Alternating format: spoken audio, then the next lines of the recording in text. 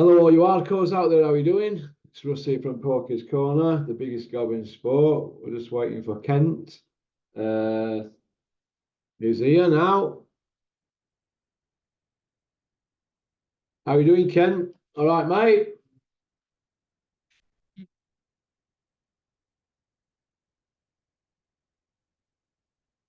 Earth calling Kent.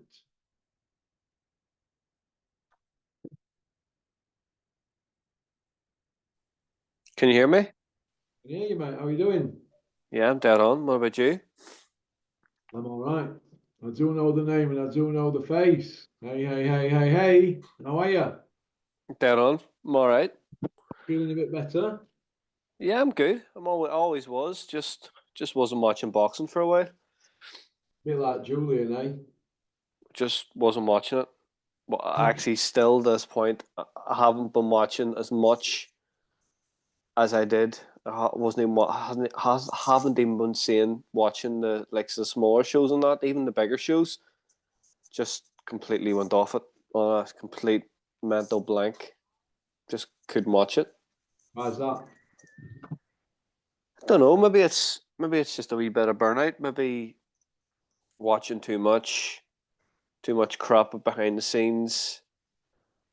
I just needed a break from it. Just was absolutely consumed by it, and I needed a break. It's different if you're consumed by it and it's your job, and you're a promoter or you're a manager, and you're making a fortune of it. But when you're not, and it's taking up too much of your own time all the time, you need a break. Yeah, You need a I see where you're you, coming you, from. you need a break as a person to grow and do other things. So I've just been watching and doing other things with my time, Russell, to be honest. But look, end of the day, right? This is how I look at it, Ken. Boxing, it's pretty fractured sport, and sometimes it can drive you around the bend, can't it? Yeah, It drives me around the bend, but you you know yourself what you know yourself what I give up to do this, and I'm consumed by it because I feel that I have a point to prove to myself, not to all these weapons in the sport, because I don't have any of that behaviour around me now. There was chat nonsense in my company. A couple of people tried it at Usyk show the other night. I won't have it around me. If I speak to somebody, I'll speak to them if I like them. I won't have nonsense in my company. yeah. Uh, but in my opinion, there's too many people sniffed out the minds at boxing shows. But I'm last person to talk about that, aren't I? You know. But now I'm sober. I think, oh my God, I used to be worse than that. But I, it is a I, practice. I, But when it's right, when it's done right, Ken, it's a greatest sport in the world. Greatest sport in the world. when was it ever done right? Well, Fraser Clark and Fabio Wardley were done right, wasn't it? That was a brilliant Russell. That was a fantastic fight. I'll say that was top drawer. What did you That think? was Did you think to the that? card was good. The fight was top drawer. Russell really, really, really loved it. And Carl Froch's career, that were done right because he wanted to challenge himself. I seen him the other day, and I agree with what he said. Fighters nowadays, and Nick Manners always says this to me. Fighters now they want a guaranteed win, unless it's mega dough, like Billy Joe Canelo, a mega dough fight. But up until then, Billy only wanted to fight guys that he knew he could beat. Am I right? Whereas Carl Yep. Froch, how many times did you see him going into a fight and you were thinking, woo, could get beat, challenging himself. Why would he want to waste 2 weeks on his own and 12 week with McCracken to go fight some waste man? He's not like that, Carl. But not when I first pulled him about this years and years ago. I said, "Why are you having all these hard fights?" It's because I'm going to set a precedent and everybody's going to follow. But they didn't, did they? They No. didn't, mate, did they? That's why his record will stand the test of time. That's why. And I'm not going into bat for him now because he's my mate, but he's getting the credit now that he should have got years ago. Because people are looking at these fighters now and all the fighting, and they're like, oh my God. And then you go look what he did. Roadman killer after killer after killer. I used to think you were crazy. We haven't got that now, have we? No. So That's why you probably fell out of love with sport. I know for a fact that's why Rico don't want to come on here no more. And we started this channel together, me and Rico. I know he only lasted 6 months, but Rico's not bothered about coming on. You haven't been bothered. I know Julian sacked it because it can drive you round bend, can't it? It drives me round bend. It has an effect on my personal life. That's why at times now I have to switch my phone off for 1 or 2 days at a time because it drives you mad, Kent. You know yourself. It's But just frustrating. It's very, very frustrating when you see like the thing that annoys me now the most about boxing. It's you would remember 10 years. Ben Johnson fails a drug test, right? Loses his Olympic title. A career is absolutely ruined. He's in the abyss. yeah, Now a fighter fails a drug test, and they go to a stupid commission and get a license, and you're thinking, what's going on in the sport here? You've just failed the drug test. You know, for me, fighter safety is absolutely paramount. You can have the best brain scans, you can have the best doctors, you can have going to have dietitians involved. You can have random spot checks on weight. All that goes out the way. Hand wrapping, gloves, medicals. That all doesn't mean anything. Anything. It means nothing when fighters are failing drug tests and are allowed to fight. I'll say, and I'm like, what am I watching this shit for? This is, I'm a, if I'm watching this, I'm supporting it. I'm a part of the problem. So that was probably one of the main protagonists in me not watching boxing. Honestly, and it was kind of around December, and the darts had just started. The World Championship darts had just started, and I've been watching darts 30 years, probably the same time as I've been watching boxing. And here's me, well, the best players are going to play each other, and the coverage is good, and I'm enjoying it. Nobody's going to get killed. Nobody's failing drug tests. I'm going to watch this, and I watched it really closely because it was at the time it was kind of falling in with my shift patterns, and when I was off, it was on all day, and I just fell into watching a lot of darts. I've been watching a lot of football at the minute too, and like an awful lot of football. The chaos of Manchester United at the minute, I've been following that. I've been watching a lot of the Overlap podcast once a week. with that Gary Neville, Yeah, the knob. well, Him. it could be worse. It could be Jamie Carragher. Another knob spitting on a young girl and then he He gets just Listen, hang he's on a minute. Let me just stop disgrace. you there, Ken. Let me just stop you there. Carragher spat in a young girl's face who were under 16-year-old. Do we agree on that, yeah? He's a scumbag. Yeah, Right. Matthew Letitia, and he didn't get sacked. Matthew Letitia and Carl Froch refused to wear a BLM badge. They said they'd wear an All Lives Matter badge. And they didn't get the contracts renewed.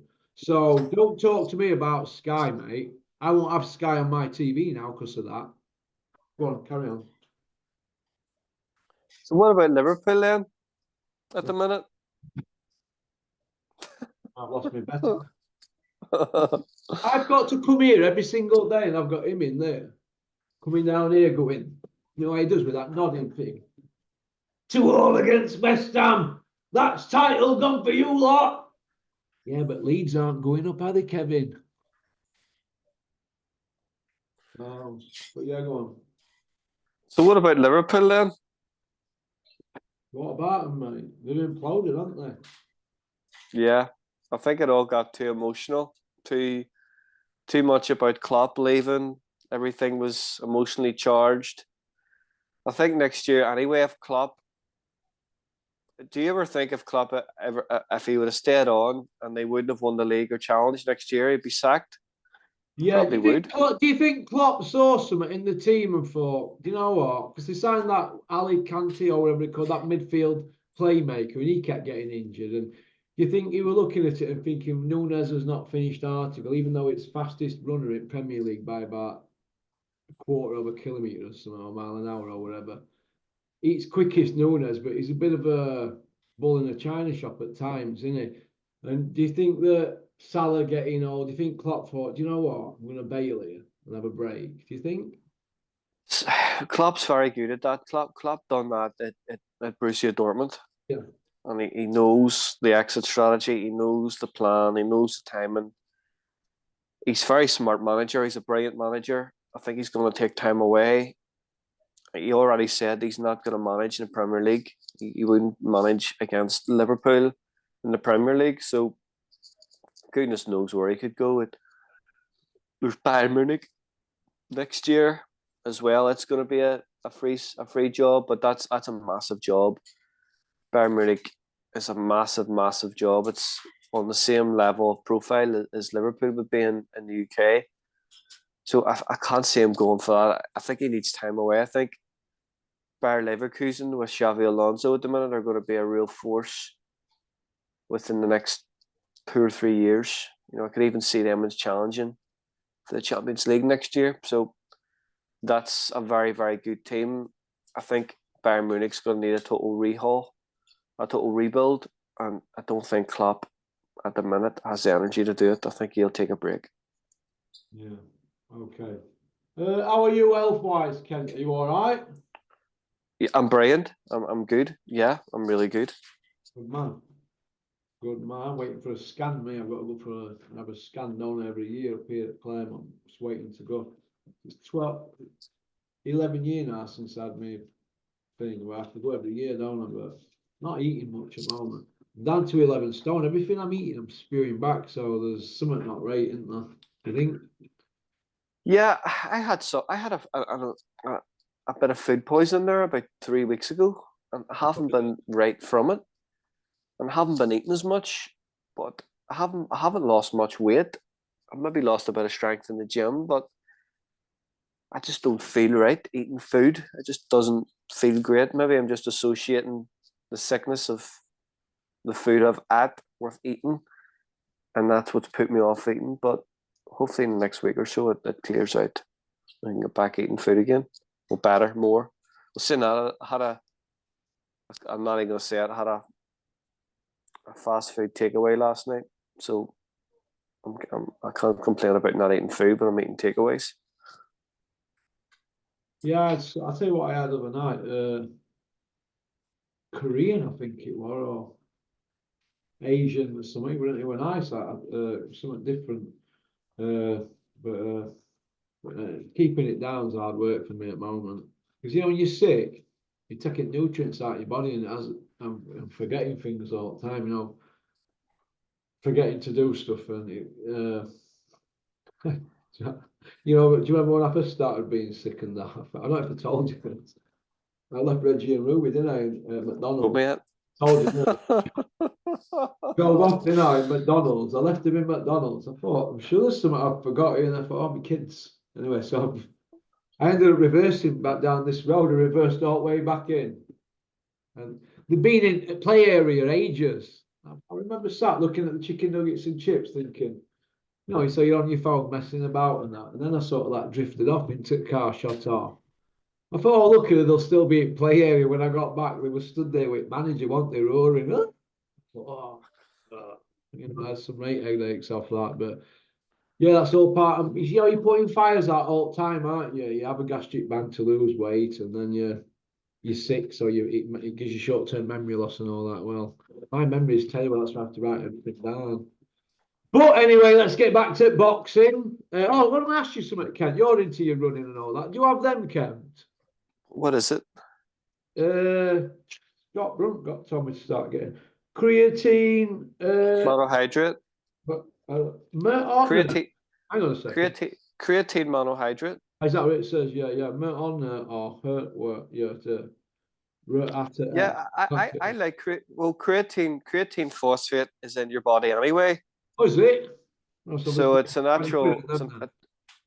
natural energy source in your body, creatine monohydrate. If you take creatine monohydrate, it'll help you gain a bit of weight. It'll help your body retain water. Yeah. It'll help your body retain water. It'll give you a small strength increase in training. Yeah, I'm training longer. Training You longer. would need to take it every day. Yeah, Get a bit of hypertrophy. Don't overtake it. Maybe take some milk thistle with it for your kidneys. Taking too much creatine monohydrate can build up around your kidneys. So I think the best thing to take creatine monohydrate with would be like lemon and warm water. It helps break it down quicker and dissolve it within the body. But you can take creatine monohydrate. It's great for. I actually might start some creatine next week myself. There's nothing wrong with taking creatine monohydrate, especially when your body produces it. right. Okay. Let's get back to boxing now then, Ken. May 18th, we've got 2 weeks to go now. Well, we're in fight week, aren't we, for 2 weeks from now? Does it happen? Usyk versus Fury for undisputed, yes or no? No, You're still saying it no, doesn't? no. What do you think about the mind games going on? We've got Tyson Fury, and I've been told behind the scenes that these videos that he's been putting out are old videos, and there's all sorts of mind games going on with his thin, his fat, his muscular, his this, his that. Why not just concentrate on just having a fight? They're getting paid. They're getting a set fee. What's going on here, See, Ken? to be honest with you, Russell, I don't know if it's going to happen or not. I don't know. I don't know anymore. I really don't. I know what he's doing at the minute. I don't really pay much attention to They're not mind games for me. They're not mind games for Usyk because Usyk's a Spartan. He's an athlete. He's a fighter. This is a man that went to war for his country. So he's not going to be consumed about videos or worry about videos. He doesn't care what shape Tyson Fury's going to be in.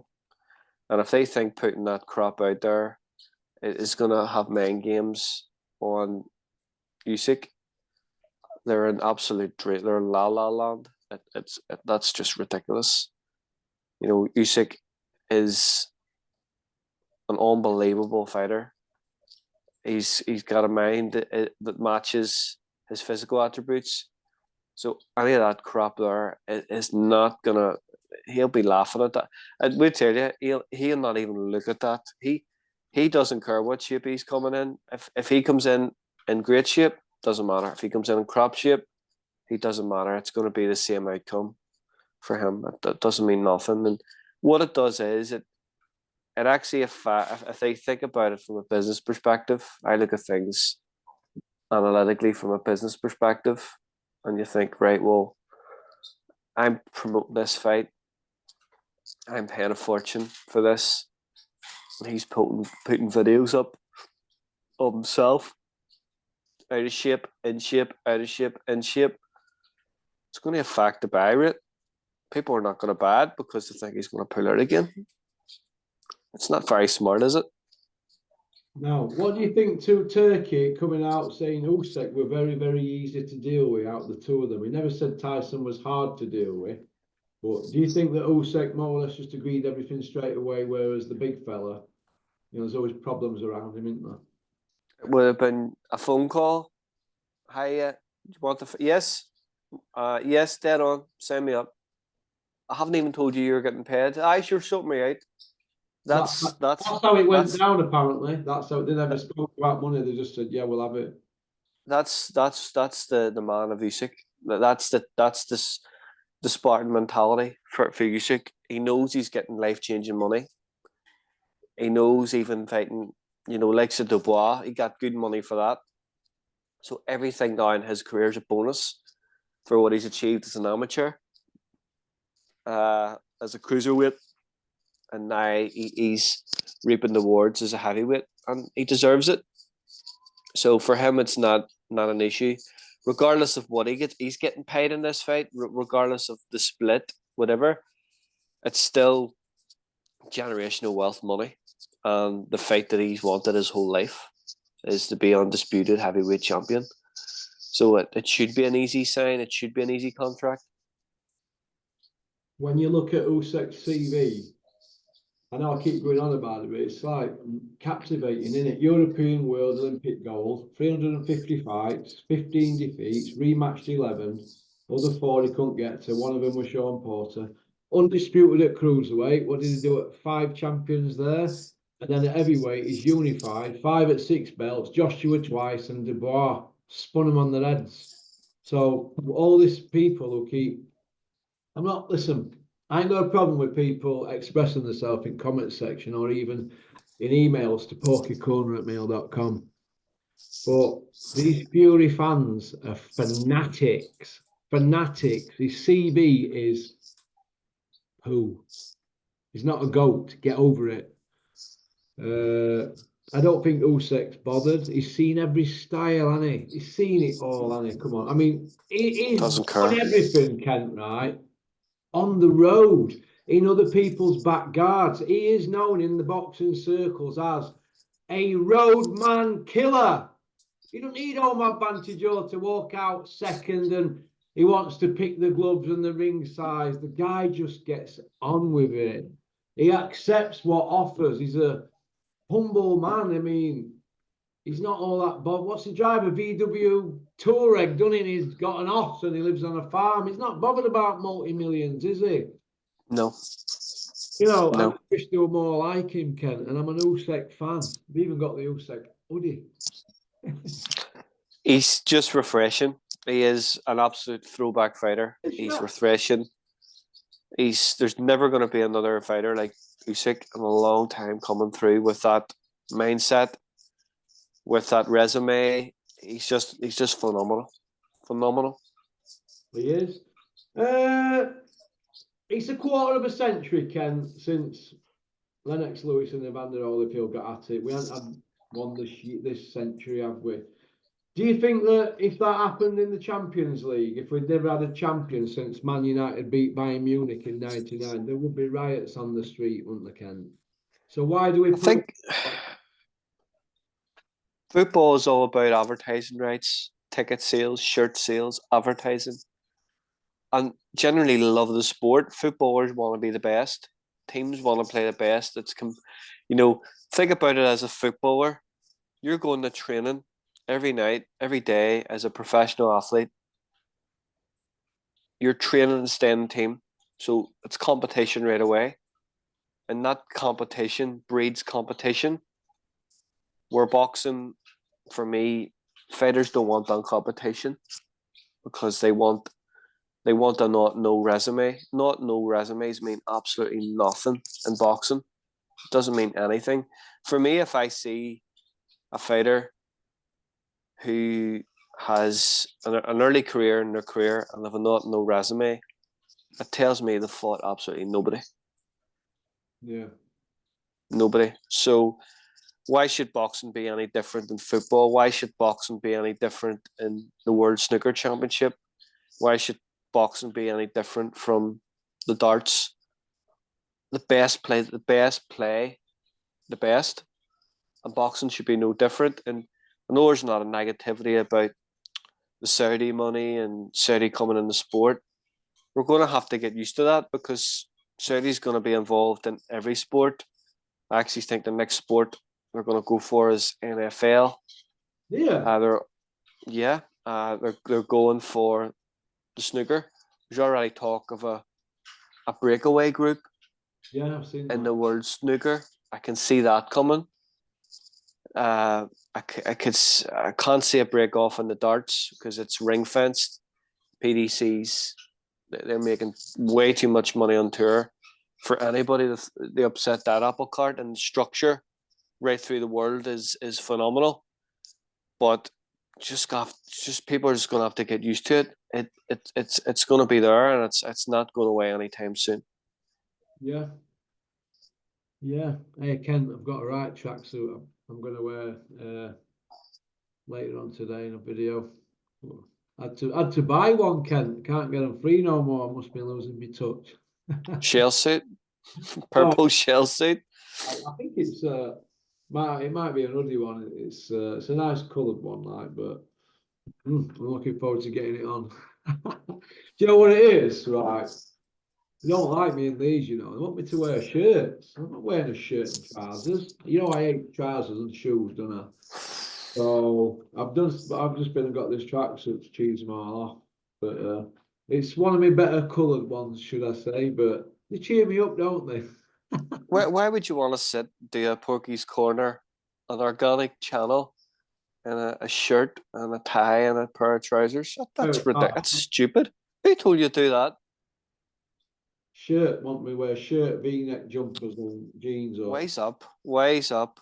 I don't know, mate. It's just we come out with ideas like other day he went, and he probably don't even watch this, do you, Kevin? He come in here and he went, I've had an idea for a video. I went, oh yeah, what? You ought to go say that Ali fought everybody in 70s. Been talking about it for 4 years. Oh, Kevin, do you even watch this? We've been talking about that for 4 years. I went, yeah, that's a good idea, that. I'll take that on board. And they call me Punch Kent. We've been talking about Ali's resume for 3 years on the channel. Listen, mate, people want to have input, don't they? But you've just got to let them have the moment. But no, I don't mind wearing shirt on time on here and that, man, but I can't wear them in day. Nah, that's nonsense. Anyway, don't try and fix something that's not broke, Kevin. Press passers, obviously. You know, I've been outspoken on this. If this fight doesn't happen on May 18th, are some of these goonies with access to these people actually going to come out and speak out, or are they just going to say, "Oh, he's got injured and we're rebooking it"? Is anybody going to rock the boat? No, of course they're not. Yeah. Of course they're not. Well, why? No way. No, there's no way anybody would have the courage to even. Now, George Groves did. He came out. Groves has come out, hasn't he? Spoke out. Yeah. Carl Froch. Yeah, Carl Froch. Groves. Apart from that, they actually don't class themselves as media. They're not media. You know, none of these guys aren't media. You know, they don't come from a journalistic background. They don't have a degree in journalism, or, you know, it's just somebody turning up at a boxing press conference with a camera doesn't make you boxing media, does it? No. What do you think to Joe G putting it on Simon Jordan and saying, well, basically, you know, you're like a well-spoken version of Porky's Corner. What do you think to that? And then That's brilliant. Yeah. Brilliant, and he's right. He's right, and I'll tell you why. I've called Simon Jordan out in this channel for a year now. I've been calling him out, and I've said, yeah, Simon Jordan, I love boxing, great, fair play, love it, but when was the last time I actually seen you at a small hall show? When was the last time you actually bought a ticket? There you go. When was the last time you actually went to an amateur fight? It's one of these boxing fans that only wants to be seen at ringside in pay-per-view events. It was like, remember Gordon Ramsay in the 90s? Hanging out of the back of Frank Warren, chewing, you know, at ringside for all them pathetic WBU Ricky Hatton defenses. And it's just like they want to be seen watching boxing, shouting instructions all onto the ring and all. And I told them to shut up. So that's what I see Simon Jordan as, just another Gordon Ramsay looking to be seen, like in boxing or being in a big boxing event. It doesn't actually mean you're a boxing fan, does it? It doesn't. No. Nah. I'm not really disappointed because me and Julia worked it out a couple of years ago that, you know, Simon Jordan were taking odd bit off my content. Listen, everybody does it, don't they? I mean, but that didn't really bother me with the fact that, you know, they took it out. You know, when he's had the live interview and then they edited it out. I thought, bit of a bum. I want it for me, really, but it don't matter because we move on from that. But I'd like to see them start doing their own content and giving an opinion instead of pinching stuff off me. And I've seen them. This took a few bits and bobs off Hatman as well, and then they put their like posh schoolboy spin on it, don't they? Which is not. I don't agree with that. I don't agree with it. I've seen the Nixon off G-Man as well. He's from your neck of woods, isn't he? Don't know. Pardon? I don't know. He's Irish kid, isn't he? From where you're from? Oh, he's probably from. Well, I'm from Northern Ireland.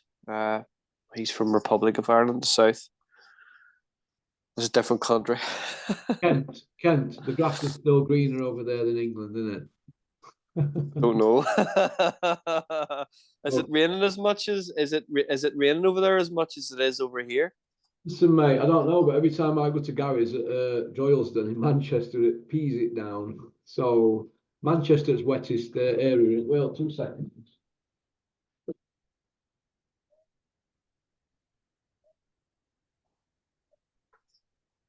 Big dogs here now. Made look busy. Okay. The promoters, Ken. Are they controlling these TV companies, and or is there any quality control? They are controlling each other. Right. So I see the network.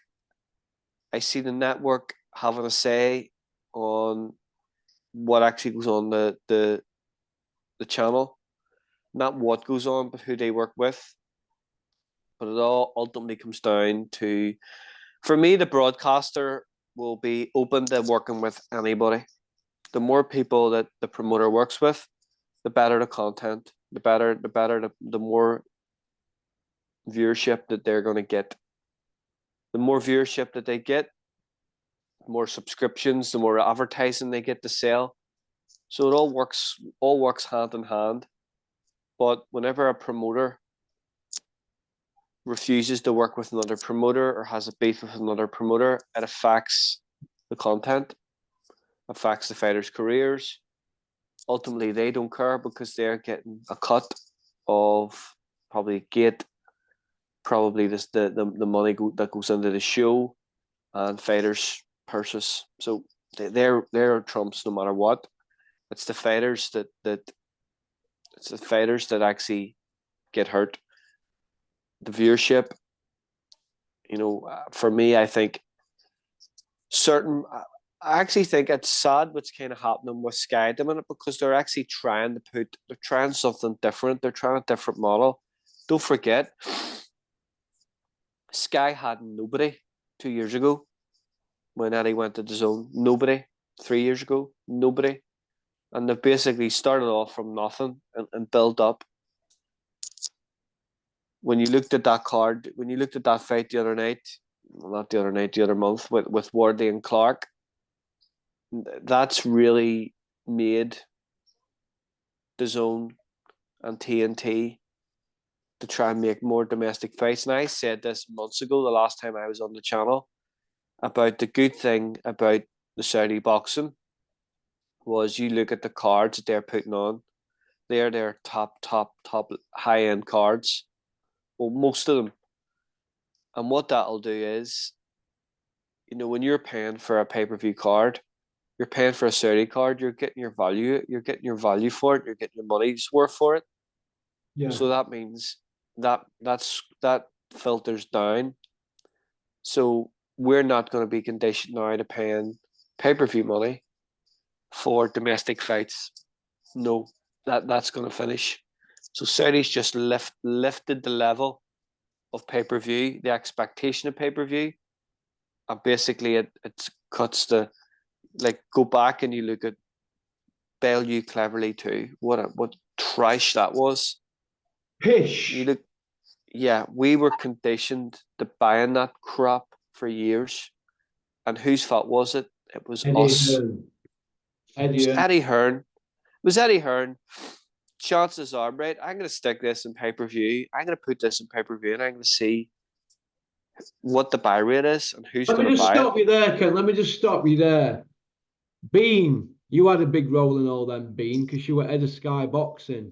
You knocked back Froch Booty on pay-per-view, but yet Bellew Cleverly were pay-per-view.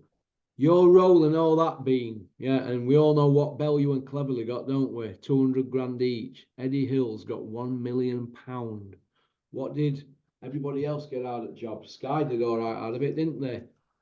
But if Froch Boutte was not pay-per-view, I could cleverly Bellew too be pay-per-view. On your watch, Beanie. So the quality control is basically the suit themselves and the suit the promoter. Do you think, Kent, that drinks were being handed and brown envelopes behind the scenes when them sort of pay-per-view fights were going on, like Frankie Gavin, Kell Brook? Froch Boutte is not pay-per-view, but Frankie Gavin, Kell Brook is. I can't say that because I don't want to end up in court, but it was just for me it was like an experiment. It was a matchroom experiment, and it worked. And people were buying like Kell Brook, and I remember Kell Brook, Jojo Dan. I remember Kell Brook and Frankie Gavin. It was a terrible card. I remember Bellew, dreadful. I remember it was just an absolutely terrible time for boxing. Pay-per-view though, were it? I don't know, but I remember I don't think it were. I'm not sure. I don't think it were. I remember that type of fight. That's what we were getting, whether it was on free to air or pay-per-view. And it worked. That experiment worked because people were actually reconditioned to pay-per-view, where pay-per-view was Mike Tyson, pay-per-view was Lennox Lewis, pay-per-view was Evander Holyfield. They were marquee pay-per-view fighters. And what Eddie done was, right, well, how can I make more money and skip more money this? Right, this is pay-per-view. And we went from one pay-per-view a year to 6 pay-per-views a year. And this went on for multiple years. Now, that won't slide now. That will not slide whenever you're watching those Saudi fights, especially that heavyweight card. People are not going to pay that money for domestic level boxing ever again. No. Never. Terry Choppendama said to me that Puppy Parsons isn't qualified to talk about intense beef on social media. What do you think? He's probably never been in a fight in his life, so he's right.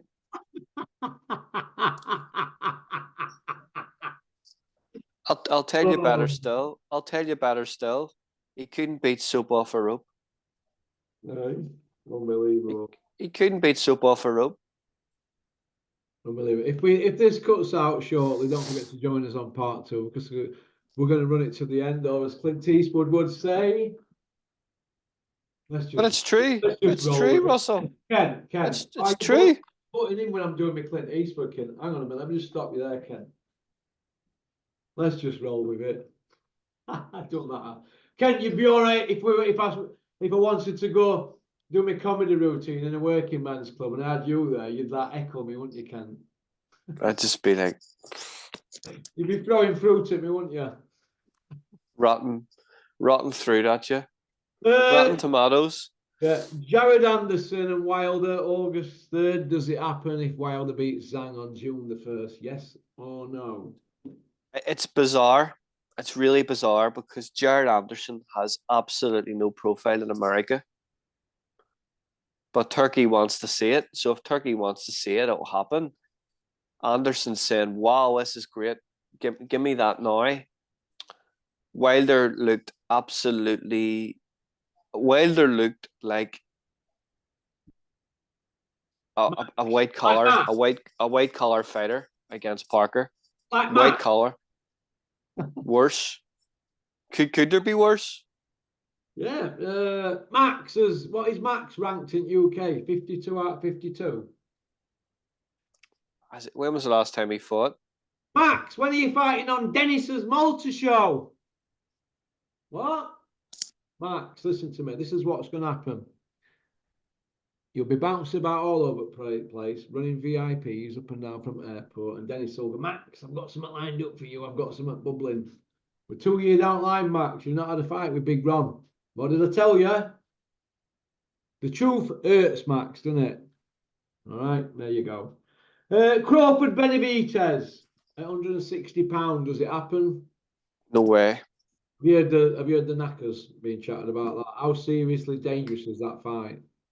That's what I said. That just because somebody is putting a lot of money into boxing doesn't mean they're boxing people. Boxing He's people a are playing educated. boxing god, isn't he, doing fights like that?